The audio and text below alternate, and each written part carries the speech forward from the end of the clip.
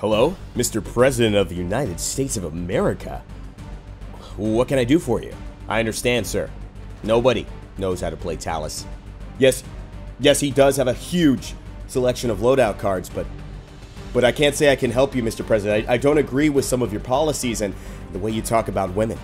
Oh, you're a subscriber of my channel. Oh, and you sponsored my live stream last night. That was you. Well, all right. How's Ivanka? How's Ivanka? Yeah? Good, Ivanka. Good, Ivanka. Anyway, sorry. I apologize. For this great country, Mr. President, I'll do it. I'll discover Talus. Away! Ha! I didn't go anywhere.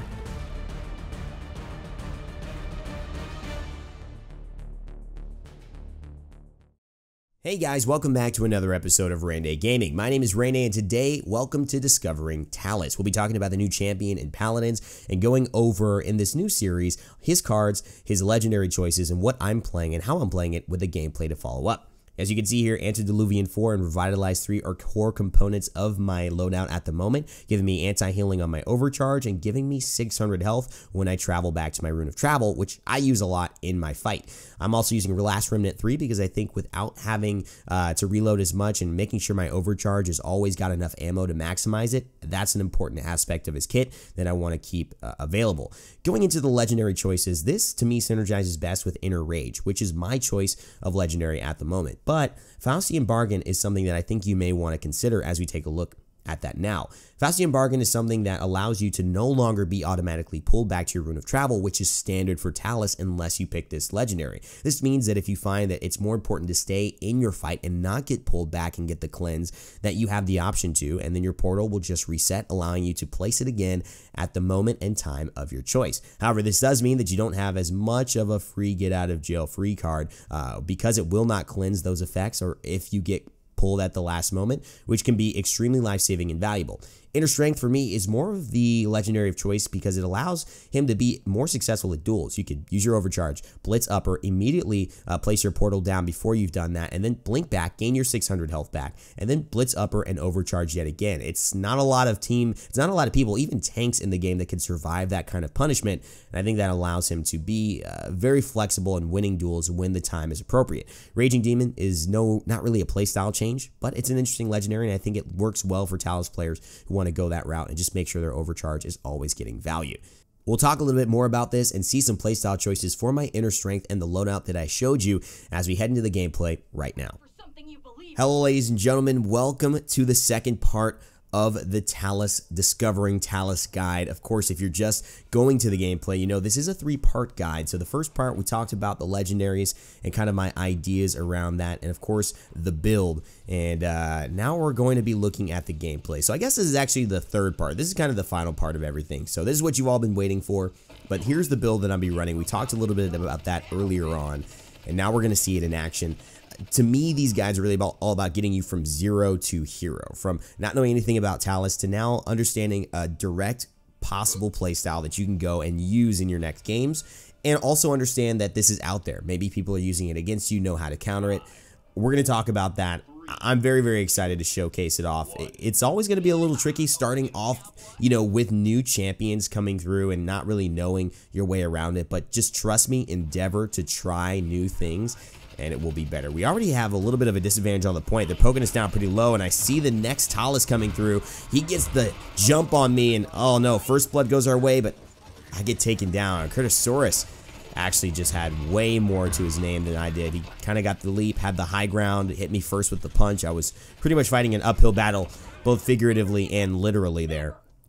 So they get the first 57% now and 60 and climbing. I'm going to have to get myself back onto the objective somehow. Obviously, with the Revitalize, I'm trying to just focus down the Ceres. I see an opportunity to maybe kill her, and I know that I'm going to be able to get myself back there with the Rune of Travel, so that's what I do. I go back, try and flank her on the left-hand side. Meanwhile, they're still capturing the objective, so this is unfortunate, but again, this is sometimes what needs to happen. I hope the Makoa can't... Oh, never mind. Gets plucked out. Jerome Pina takes me down. That Makoa pluck looked real nice. I'm sure from his point of view. To me, not so much. The objective was lost, and so we're down. So the idea around this build and this gameplay, and distinctualizing the two kind of opportunities that I see. There are 3 legendaries, but they're really kind of 2 main opportunities of unique playstyles, and one just kind of augmenting his weapon a little bit more as the Makoa hooks towards me. This playstyle is really about dueling. It's about using all of your resources, getting more resources, and using them again. As you see, I'm already on to Aloe Black here. Great rap, great singer. Love the song. I get the strafe pattern down, and I just follow him along, get the kill onto him, and I use the B emote just to see around a corner because I don't feel like I'll need to move for the next 2 seconds. Remember, you are locked out for 2 seconds when you use emotes now, so it's a little bit of a risk. Only do it when you're ready to do so. The payload's still pushing, but I feel like we should be okay. I killed the Victor. I see he's rolling over there, but where's the Saris? I hear someone. Oh, there she is. Here's Saris. Now we can keep the healer from going onto the tanks. This is good news right now. She's very low. I had to reload. Missed the last 2 shots, but I know she's near here, and that's the key. I need to put my rune down of his travel and be able to jump back into that. Majestic Baby goes down.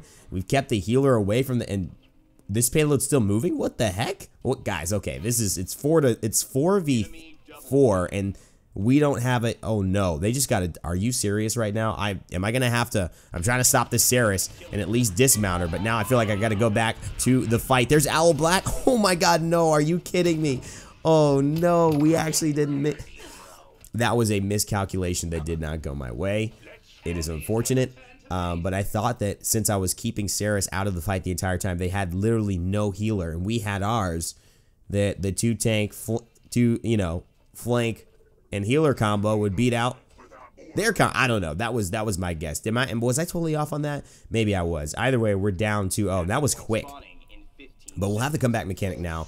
I'm looking at him as well, using Ancient Rage, Revitalize 4, and Primeval Might 4. Now, the thing is with Primeval Might and Revitalize 4, Revitalize 4 is good because obviously in those duel situations with this, where I'm resetting, I believe Inner Rage, the legendary I chose, where I'm resetting all my Blitz uppers and my overcharge. That's where the Vericharger, his weapon, starts just going crazy, firing so much damage out. Now that I reset that every time I use my Rune of Travel as I get the jump onto him finally, miss the dash, but I'm able to actually pop back. It's going to allow me to get advantage of that, 800 healing as I get the kill onto Curtosaurus finally. And now this Jerome Pina wants a fight. I miss. Actually, he misses, but I make him miss a little bit with the jukes. And I hit him with the Blitz Upper. Should be dead. Gets the heal off of me. Still in the shell shield. That thing lasts forever. Ancient Rage. Jerome Pina really does not want to die here. But all the while, he's been fighting me and not on the point. I'm just content to run away and try and burst him down from range. And right now, the Dread Serpent comes out beautifully. Overcharge yet again. Have to reload. But I throw my Rune of Travel down. Can blast back at another 400, 600 health back to my name. The Blitz Upper. And the final kill in the spray. I had to spray on that one, guys. I fought him for like a minute long. He used his Ancient Rage to try and finish me off. I mean, come on. I had to make it. I had to make it happen. We pick up 2 there as the Saris comes through.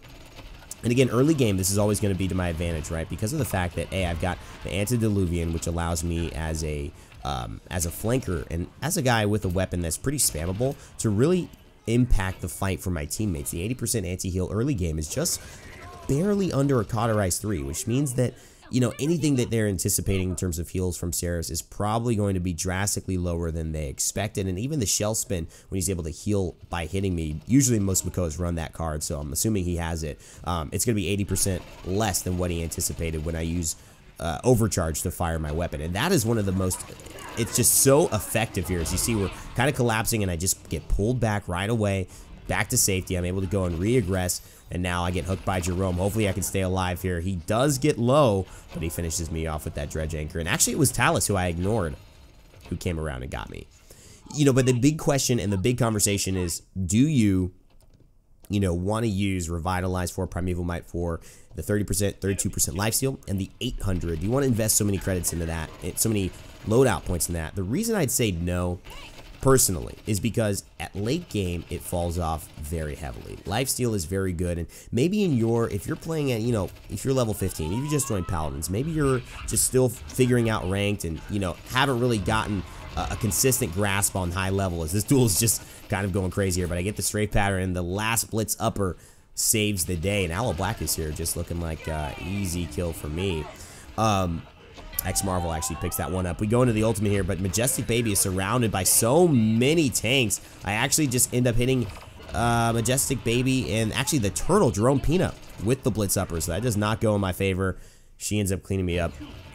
But since it falls off so much late game, and is it really an investment? That cauterize is going to impact that healing, so when cauterize 3s come online, that 800 healing that you put 4 points in is actually 80 healing. I mean, is that really enough to count on in a strategy? That sucks because you're going to be dueling a lot. I don't know. That doesn't seem like too much. I like it early game. I like investing a few points, but I don't know. It just seems like that is a lot to count on. Saris just gets away, and my God, this Makoa just literally, anywhere I go, huh? Wants to protect the Saris. Huh? Was she your girlfriend? Saris, your girlfriend? Huh? Huh? You dating a demon? A demon oracle of the abyss? I get it. I like the skin. She looks good. She's keeping herself healthy. I get it. Was it CrossFit? CrossFit? Must be. Those thighs are shaking, man. I gotta tell you.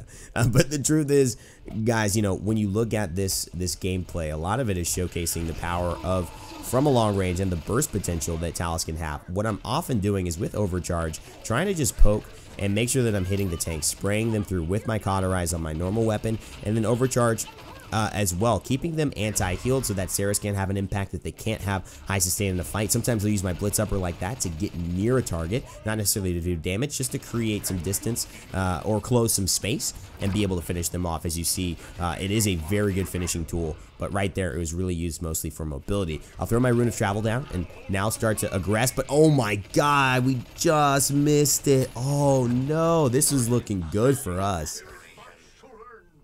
But damn, I go damn, Marvel goes damn as well. Everyone's like, damn, that was close. We really wanted that one. I really wanted that one. But we didn't end up getting it.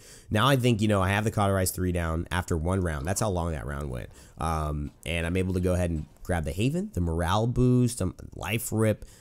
It's interesting. I like Talus's ultimate. I think it's really good for isolating and finishing off low targets who try to escape. It is map wide, obviously. It will do the 600 damage and kind of hold them in place. That initial Blitz Upper, which you can follow up with a lot of Blitz Uppers. I mean, you could immediately go into back-to-back. It's 1200 guaranteed damage when you do it that way. And if you have the Rune of Travel to reset all your cooldowns, you can make it basically 1800 damage. I just go ahead for the easy dismounts. As you can see, it's super sprayable. And now the overcharge about to tick away. I've got my Rune of Travel. I'm not worried about the hook, but he does miss, luckily. And I'm just here buying some time, hopefully just poking them down. They're doing a little bit more onto me, and so I'm in a little bit of trouble. Get some headshots, though, and burst down Curtosaurus faster than he expected. I've got my ultimate here as well if I need to use it. But it does seem like, yes, the Jerome Peanut, the Makoa, he's going to get the damage. I burst through the Torvald shield. Now it's just me versus Turtle, who's going to come out after reload, and hopefully I can get the kill. There's the Rune of Travel as well. Owl Black's in trouble. Just going to close the distance, see if I can finish him off with the weapon. Back into the Rune of Travel, and now we've got all of our cooldowns reset again. This is the kind of playstyle that this legendary is all about. Let's see if we can burst down this Saris here, knock her into a corner, disorient her where she is. She's already used the Rin Soul. The healing is down. Majestic Baby goes down. I've taken down 3 here. The objective is captured, and that's all she wrote. 2-3. We're still in this game, baby. We had to fight for that, and we definitely did. Knowing that you got the comeback mechanic, it is important to know that when that's active, you need to fight on the point. When you're able to, if you can, be aggressive to get on the point, because your percentage on that point while uncontested is so powerful. It is so impactful. It can get you back into most games, and so definitely do that. Here's a little bit of a danger zone, so I'm just going to pull back. I've still got the overcharge running, and I see Sarah. She looks super low, and I finish her off with a nice Blitz Upper. I'm looking to get Aloe Black here as well. I get 2 for the money. Now looking for 3 for the show. Curtosaurus is going to go back, and I'm going to use the Rune of Travel as well. Knock Torvald into my teammates and finish him off with a little bit of help from my friends. Overcharge is activated. There's Jerome Peanut. He's got me over on the ledge, and now he's going to shell spin. I guess getting bursted a little bit low. There's a Dread Serpent. It's good. Just as much damage as I can on a Jerome Peanut. Wait. No. Kill him. Kill him, please. Are you kidding? Oh, no. How did this Makoa die? Not die. I don't understand. This doesn't seem to be life.